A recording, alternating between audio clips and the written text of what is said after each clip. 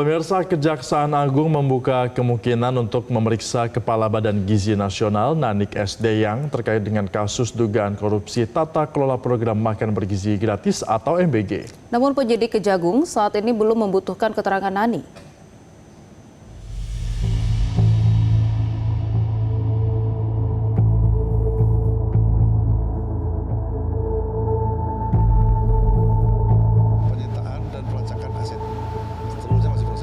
Kejaksaan Agung membuka kemungkinan akan memanggil pihak-pihak lain yang dinilai mengetahui atau mengalami langsung terkait kasus tata kelola makan bergizi gratis atau MBG.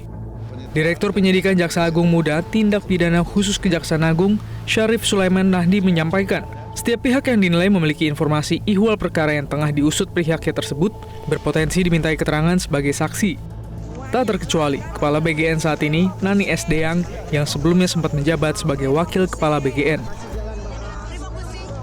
Semua orang yang mengetahui, mengalami itu berpotensi diperiksa sebagai saksi, ya berpotensi ya. Tapi semua orang yang sebagai saksi itu belum tentu dia melakukan penyimpangan tindak pidana. Ya. Tapi dengan demikian NSJ-nya akan diperiksa Pak dengan... Kami belum bisa nyampaikan sekarang, tapi semua orang yang mengetahui, mengalami, ya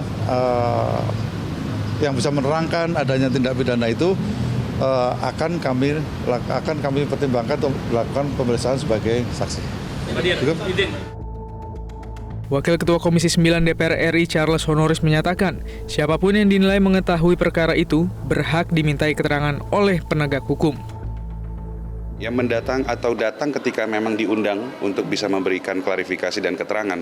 Jadi saya berharap semua pihak, baik yang ada di internal BGN maupun yang di luar, bisa kooperatif kepada teman-teman penegak hukum ketika diundang, dimintai keterangan datang, ya, sehingga kita bisa melihat kasus ini atau beberapa permasalahan hukum yang terjadi di BGN secara terang benderang, dan ke depan kita berharap BGN bisa berbenah, bisa membangun sistem yang lebih akuntabel dan tidak lagi terjadi kasus-kasus pelanggaran seperti yang terjadi kemarin.